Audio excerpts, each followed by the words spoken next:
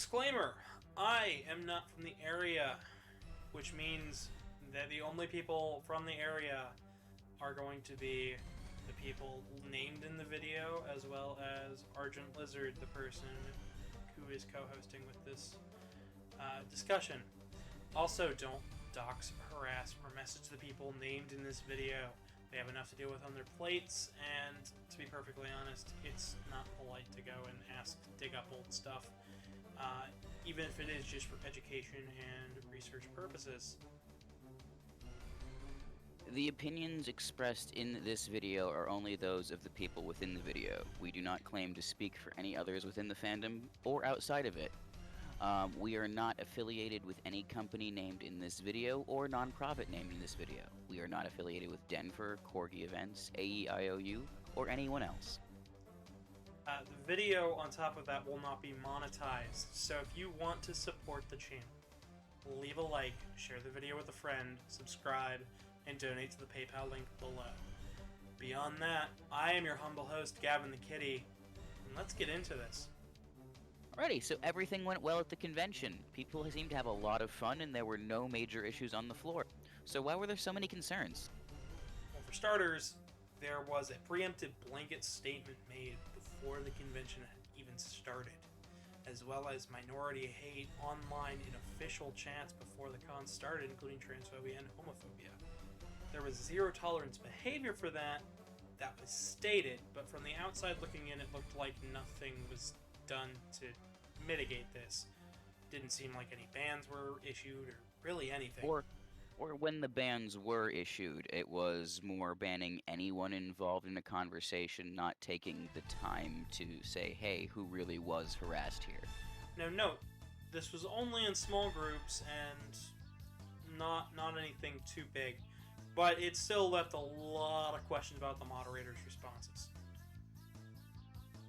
Absolutely, and considering the history of AEIOU as an organization and the organization they were spawned out of, Corgi Events, this led to quite a few safety concerns about the con itself. Now, we do want to be clear, the convention did go incredibly well for what it had stacked against it, but that's not really where the true concern lies. It lies in the fact that, how did we get here in the first place? Yeah, if everything went well, why was there so much drama, and why is there still so much drama? And I think the answer probably boils down to how poorly managing PR can really harm a community long term, even if the event itself happens to go off without a hitch. So, Argent, would you like to get into when exactly this all started? So, when did this start? There's a lot of problems that we had back in 2016 with the con known as RMFC. Those are very well documented elsewhere in the fandom, and I'm not going to go too depth into them right now. Ultimately, what did kill the convention was tax evasion. A lot of people had not been paying anyone for years, and we lost the hotel. And that's when this other company, Corgi Events, stepped in and said, hey, we could run DenFur. DenFur wouldn't be the only convention they were running. They were going to be doing Painted Desert down in Arizona, I believe, Sin City Mercon out in Vegas, Aquatifur up in Wisconsin, and then Golden State FurCon. Essentially, it's the real world issues of Yoshi commits tax fraud, and yeah, but somebody bailed him out. Or so it thought. There were a lot of issues that arose in the past, prior to RMFC, and then going into DenFur for that following 2021. So there were some issues from RMFC that were kind of big. And there was a couple trends. Now we want to reiterate again. DenFur went A-okay this year, at least. But that didn't stop last year from being a bit rougher around the edges. A person who used to work for a suit maker company named Treble worked on the finances for the con. And after he stepped down from the con staff, Corgi Events kind of closed, and the people who ran Corgi Events regrouped into something called AEIOU, and it was really sort of dicey about what were they different? Were they the same? And I think the more you see in this video, the more you realize they're not the same. They definitely aren't the same, but the concerns were there, and they were huge. So, Argent, how about you start with Sin City and tell us what happened there? Well, I don't want to allege things that I don't know 100%, but every single thing that I have heard is that Treble may have gotten a little bit too drunk and acted extremely improperly towards a staff member. Not a con staff member, but a hotel staff member.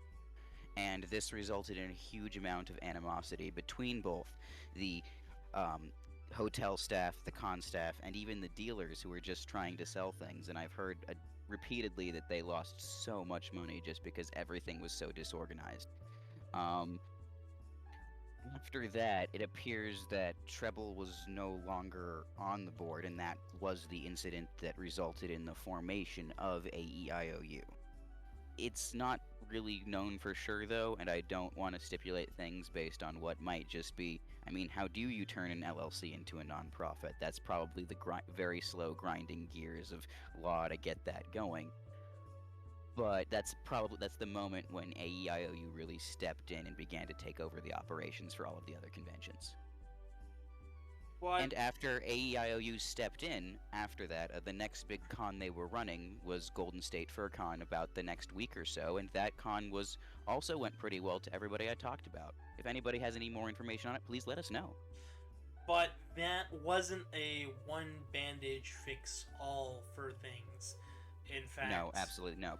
It began right back in Treble's home state with DenFur 2021. Would you like to tell the audience something about DenFur 2021, since I believe you were there? Well, I don't know if Denver's his home state, to be clear. But it was the LionCon. The Legend of LionCon.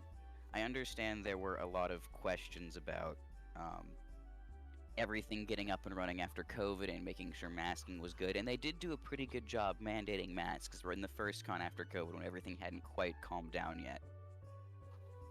But there was a 10-hour reg line. People literally lost the entirety of Friday to just standing in line. And it was weird in terms of how staffers were distributed. There was a super sponsor line that, people were just kind of standing at the... I heard a friend of mine describe somebody standing at the front of the line in the super sponsor line just waiting for people and no one was in that line and no one had been directed over. Which, okay, you operate your con wherever you want, but I would like to attend. Please to be letting me in. No, we'd like to state for all of the people who have never been to a convention, reg is usually pretty bad on that first Thursday, but after that, going into Friday, Saturday, and Sunday, it's usually a lot faster because they finally got all the organization worked out and things are running a lot smoother. This time, though?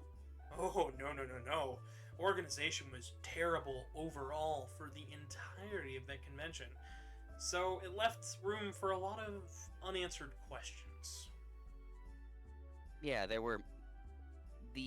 was, I think one of the bigger quotes I heard was an incredibly low point of an incredibly low year, which is, I wish I had better ways to put that. But the local community has always been pretty solid out here, and everybody came out in force to try to make that happen, and there were a lot of really cool con staffers and volunteers who unfortunately got burnt, and I do feel for them. But there was always going to be next year, and that's when we were going to start working towards, and that's what AEIOU is stepping in to try to help make that actually function for this year. So let's start with a couple of the questions, though, that were left unanswered. Badges, why do they take so long, and room compensation for that? What was going on with all of the staff issues? Why the 10 hours? Why were there no volunteers? And if there were so many people not being able to show up due to the pandemic. Could it have even been helped in the first place? And why was it so unorganized? It just seems like such a mismanaged thing. Deserves at least a little bit more time to keep itself structured. I mean, there were also concerns about running 5 cons a year is a lot. Most people put a lot of time into running just one con. That's the big thing for the whole year. Hell, Or like 1 to 2. This is a big one. hell, this year alone, just as a con goer, 5 cons is a lot, and I've been to 6 this year. So, I mean, it really says something when you're running a con too, because that's 4 straight days of constant work and putting it all up and taking it all down. Absolutely. And that's why I think a lot of both high hopes and low expectations were going forward is, okay, you guys seem to be doing the best you can, and I think a lot of the issues that we ran into before DenFur 2022 this year were simply just, they're so overworked. There might not have been moderators on hand to do so, or the people they had weren't the best at moderating. If Corgi events had burnt a lot of their more skilled moderators and staffers and volunteers over previous years past, they might not have had the available folks with the abilities to do that. Especially if there were questions about, okay, just how removed is treble entirely? So, I know during our planning for this discussion, we had 3 or 4 extra bits of information that could have been stricken so long as the convention went well. And thank God it did, or else this would turn into hours and hours worth of footage. So let's go into what went right with the con.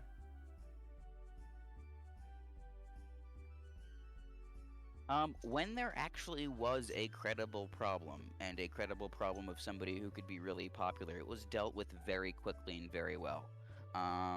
Pepper Coyote, who's been a longtime member of the fandom and has made very good music for a while, was unfortunately outed for joining a hate group, and yeah, no, he was booted from the convention. It didn't matter how popular he was or how good of music he made, and that made me personally very, very happy. The ops were also very fast. Everybody said the line went well. Everybody said they were able to get into their panels on time. DJs said everything went off well and their equipment was good.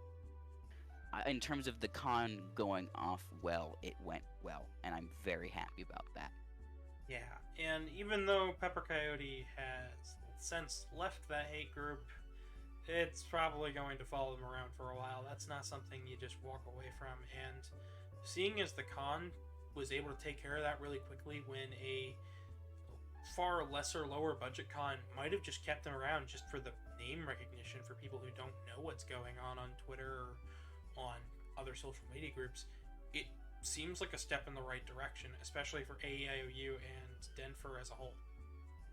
Again, I was extremely pleased and extremely happy to see that, and I want to always want to point to credit where it's due. So why all of the worry? I think the biggest problem was the overwhelming wall of silence and lack of PR that was leading up to the convention. I think that was a good idea. I understand now, and I think that might have been a good idea just if you had no other resources and you had to focus everything on getting the con running, which seems to be the line that AEIOU is taking. But you could have solved so many problems with just a couple extra PR statements. All it would take is one writer who knows how to public speak and one person who, maybe can make a short statement while they're setting everything up behind the scenes. Could have made things a little easier.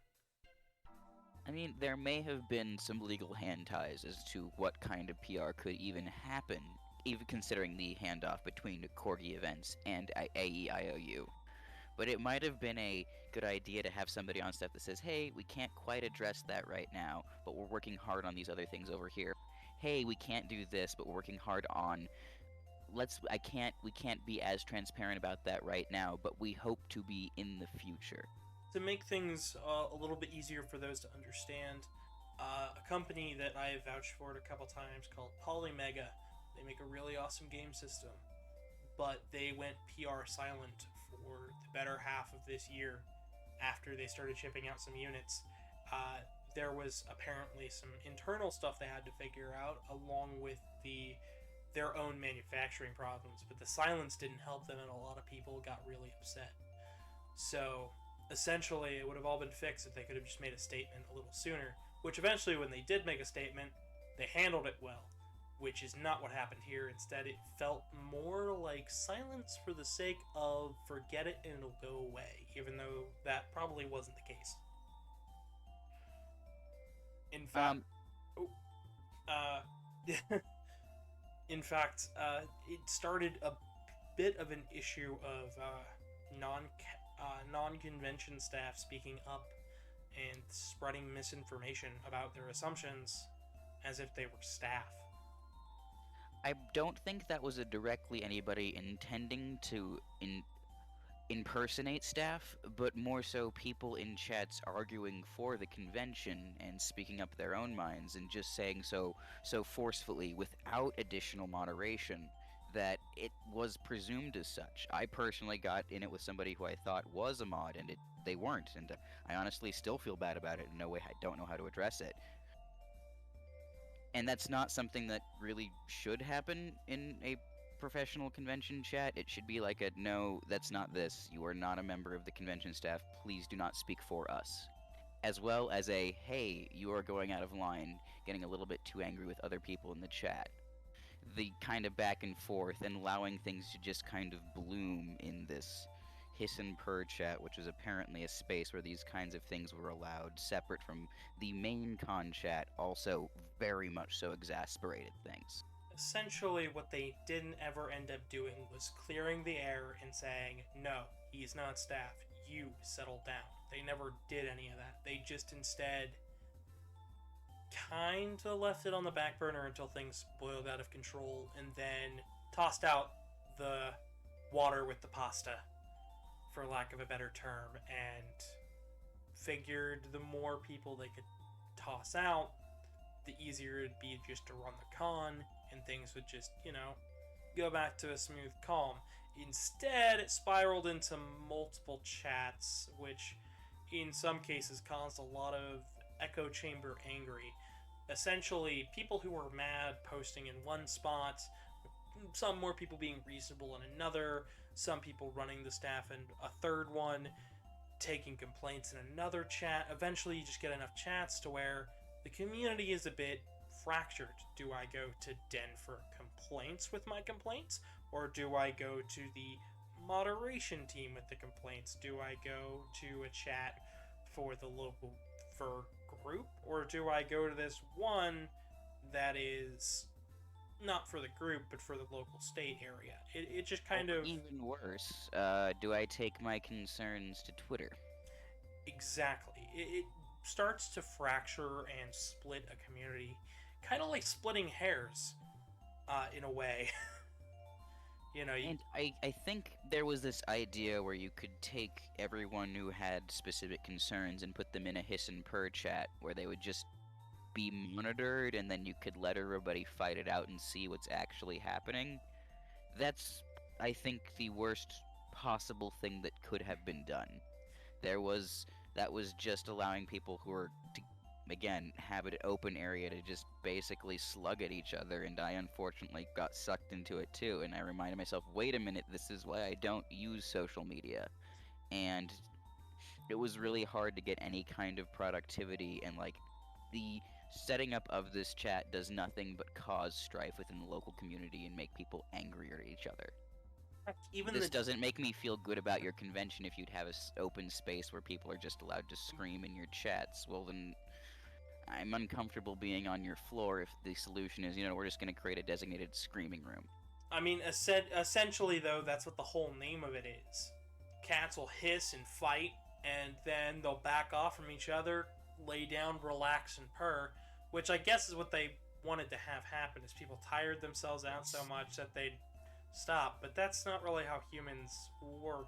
We more or less somewhere down the line have to they just either keep the fight up or they get tired of it and go somewhere else and write off the whole thing.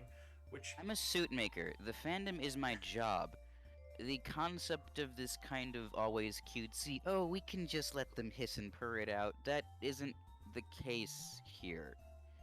This is my home. These are my people. This is where I make my living. This idea where you just kind of have a generalized slugging corner fest, well, yeah, there are very real concerns with safety and transphobia in your chat is not an appropriate way to approach a predominantly gay community like Furry. That just doesn't work. I'm sorry, I feel pretty damn insulted by the name of the chat. I understand it was trying to be cutesy and to make everything okay and reach out to the community, but I'm gonna have to be honest with my feelings about that. it probably shouldn't have been named that, and it probably didn't even need to happen in the first place. It didn't need to exist. It needed to have some straightforward moderation in the chat, be like, no, here, we are ignoring Twitter until after the convention, and be firm about posting PR statements being, no, we're not doing this, we are doing this. So, which kind of boils down to the next topic here. What could they have done better? We've already gone over the moderation. It could have been way better. But then, to topple it off, I think the blanket statement they made, which was overly wordy and could have been solved in way less time. They could have covered way more ground with their blanket statement. They could have started adding new moderators. They could have checked who was moderating. Again, make sure no one who's just somebody random is pretending to be in charge. They could have, as we mentioned before, they could have cleared the air. They could have stopped everything, and they should have set the record straight. And they could have been a little more transparent with the way they were running things. But I get that going from one end of a for-profit to a non-profit, it can be kind of tough to start to open the curtains and show people that, hey, everything's okay in here. It's kind of like having a goldfish tank, and then you put a curtain over top it, and then you go, yeah, the fish is fine. Nobody knows for sure, except for you, because you're the only one that can see behind the curtain. So, open the curtain, show them the goldfish is fine. Please verify to me that everything's okay, but I understand that the hands may be legally tied for just a little bit longer to do so. That's why I'm withholding all of my judgment until next year. Yeah, so essentially they could have just directly addressed the issues at hand when they showed up. Yeah, I think the big mistake is, and they might not have had a way to do it otherwise, but don't wait until after the convention. It's a great way to make people feel really uncomfortable, especially in cases like this.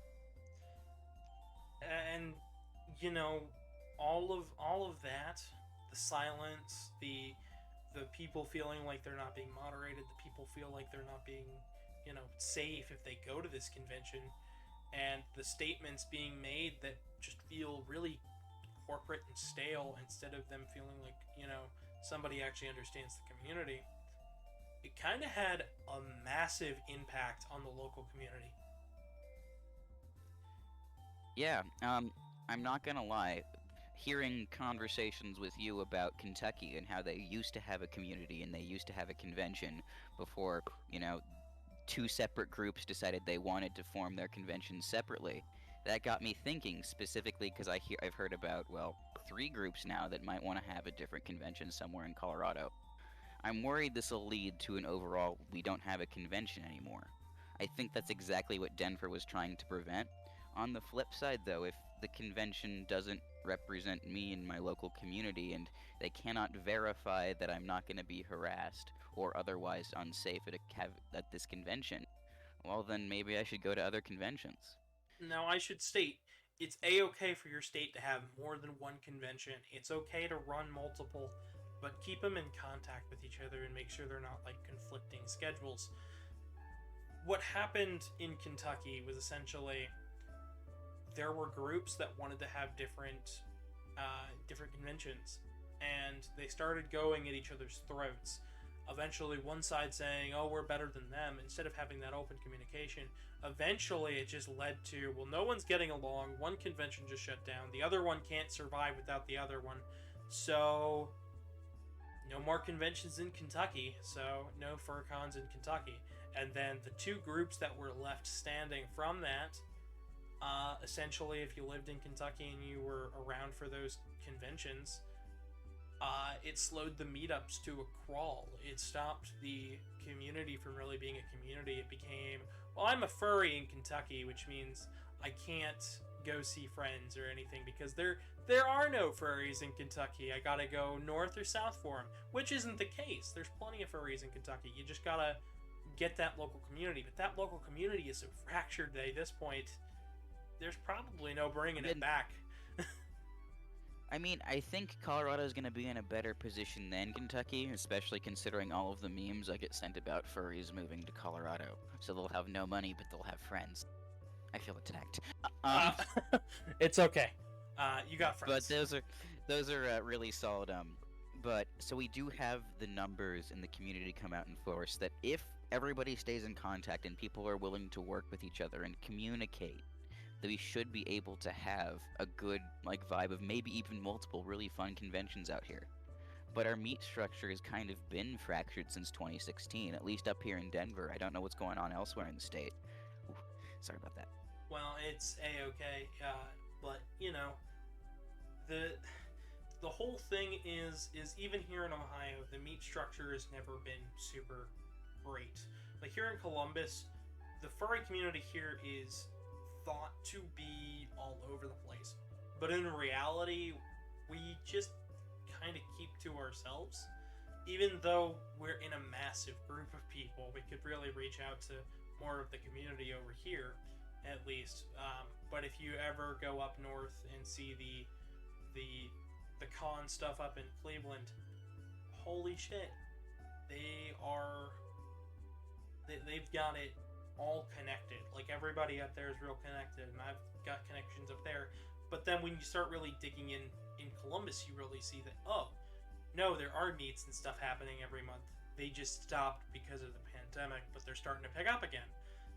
Meanwhile, with you guys, it seems like they crawled before the pandemic, and now that it's post-pandemic, some people want to go back to having meets, but others just don't seem interested because of all of the problems that have arose previously, which can cause some people to just straight up leave the community, which has happened before in the past. Yeah, I'd say that's my biggest concern, is making sure people feel safe and welcome is the best way to grow your community. If you make it feel exclusive or like you're favoring some groups over others within it, it's a great way to shrink it. And even though I don't think that's what DenFur intended here, that was the message a lot of people got. And that's exactly the opposite of what we need right now. Yeah, so, you know, we know what they need, but what happens if they just do nothing? What happens if we take the worst case scenario here?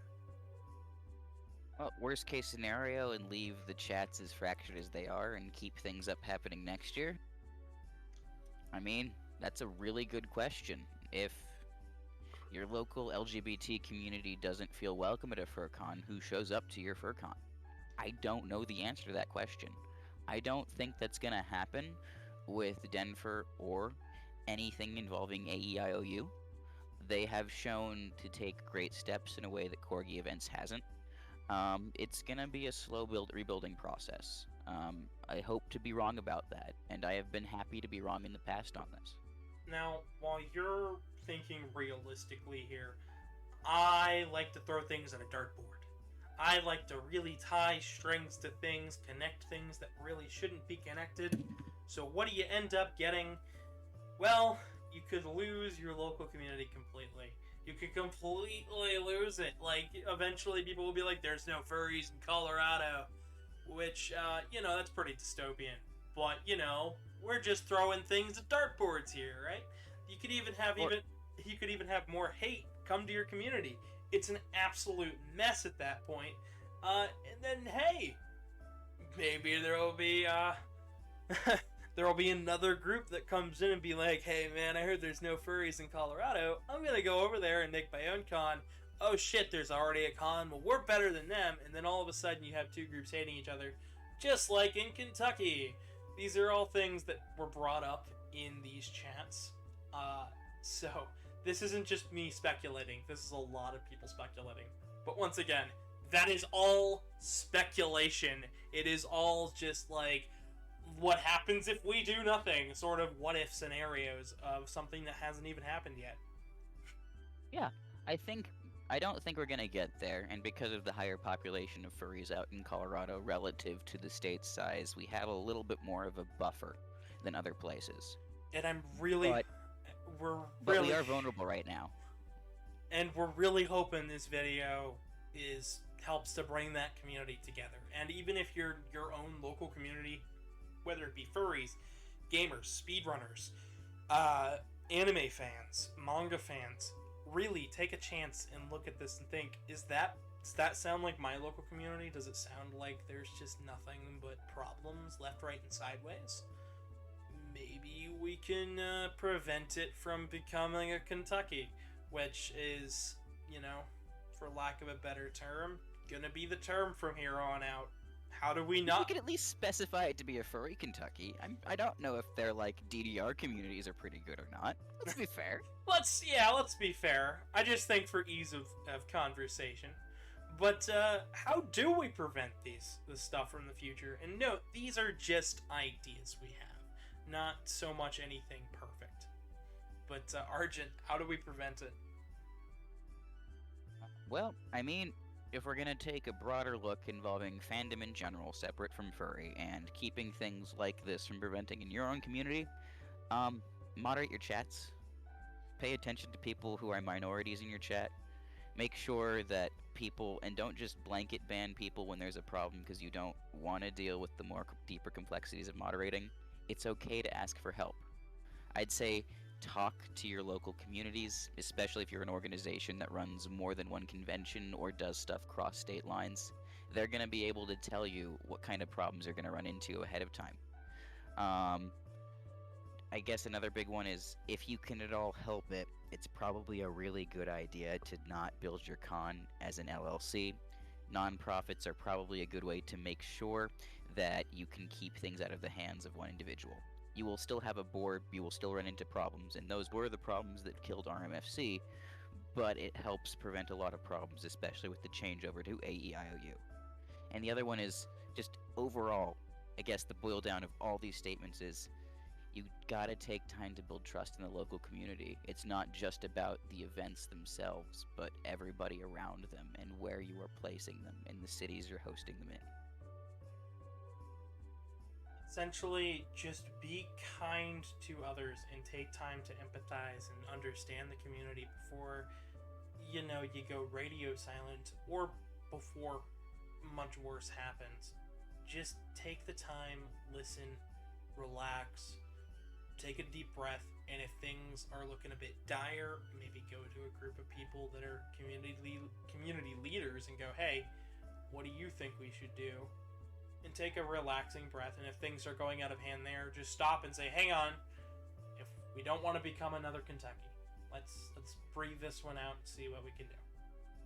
Great thing about being in Furry is there are so many different people with so many really cool outlets and skill sets that they can lend to every single event on so many levels. Just ask them. People are going to be able to help you. People want to help you, and they're going to be able to make things go 1,000% better. So, in short, the final things you should take away from this video are, 1, don't make cons private entities. Just don't do it. Don't make them for profit. You're not going to walk away with anything. Be transparent with people and have open communication, because if not, you're not going to have a community for much longer. And if you think you're better than all of that, you might just end up without a community in a couple years to even a couple weeks. It all just depends on how deeply rooted those problems become. And basically, slow the drama down. Tell the truth to the community before things start going poorly. yeah, just overall, it was a pretty alright con, and a pretty well, and I'd say a stellar one, considering right after pandemic and all the ways it could have gone wrong.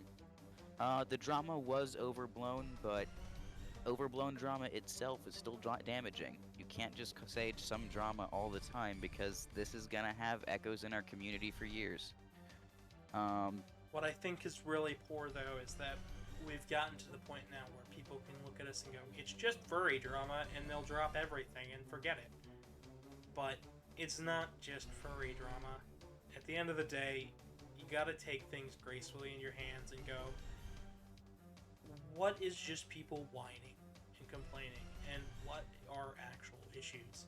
Now here, there were actual issues, but they were handled, they were taken care of. Meanwhile, a lot of people look at this and go, it's just people whining and complaining, it's just furry drama, it'll blow over. But what if it hadn't? If it hadn't, then who knows? There comes, yeah, who does know? And there comes a time in any community where it reaches a level of maturity, and where we have to ask ourselves, what is hot air, and what are our concerns? What do we value as a community? What do we show up for, and what do we let blow over? And I think we're gonna figure that out. We'll either figure that out or we won't, and that will define if our communities survive. Now I think the furry I'm fan. hopeful. I think the furry fandom will do all right. Considering how many wonderful people I have met here with so many layers of emotional intelligence and have been able to keep things like conventions together through complete clusterfucks of shit like everything described here. Yeah, I think we're gonna be alright. So, in short, people, if you enjoyed this video, please share it around. If you enjoy the channel, subscribe, leave a like, and if you know of any community leaders for anything really, say, hey, we got something here that might help you out, maybe help calm you down a little bit. Send it their way. This video is meant to help out the creative people in the community who are struggling. People who maybe have a whole bunch of drama, have a whole bunch of backlash. Send them this. See what they can do. See if it's... And you guys, as a community, take a moment to look at it and go, hey, what's hot air and what's not? It really helps. You know, this is basically an outline, a guideline of what's hot air and what's not. This was all mostly hot air, but the real pins and needles of where things started, that wasn't. Even if we didn't go in major depth with this video, I'm sure you can find lots of great resources for all of that mess. They're all publicly available. Also, if you have any thoughts about how to better engage with the community, problems with PR you've had like this before, and questions about various drama and how we can choose to be better as a community about using it constructively as opposed to destructively, please leave them in the comments. I won't be able to respond to everything, but I really do like conversation and discussion about my communities and how to improve them, and I won't always be right. Correct me. Let me know how I'm wrong. I want to do better, and I want to see things be better around here. Because I love all you guys, and this is going to be an awesome time going forward. And I really hope that AEIOU can be a better organization that I can feel comfortable going to cons with in the future. So this has been a discussion, and I have been your humble host. Thank you so much, Argent, for joining me today. Thank you so much for having me. And that's it for today. Good night, everybody. Night. Thank you guys so much for watching. I have been your humble host, Gavin the Kitty, and if you've made it this far into the video, please subscribe, follow me on Twitter at GavinDragonYT, and don't forget to donate at the PayPal link below. Anything you can send helps me out tremendously. Of course, streams and stuff will keep coming back every single day going forward, of course, or, you know, to the best of my ability. On your screen there will be a video to a more fun, upbeat, happy thing, and probably a playlist of, I don't know, something. Other than that, I've been your humble host. Thank you guys so much for watching. Good night, everybody.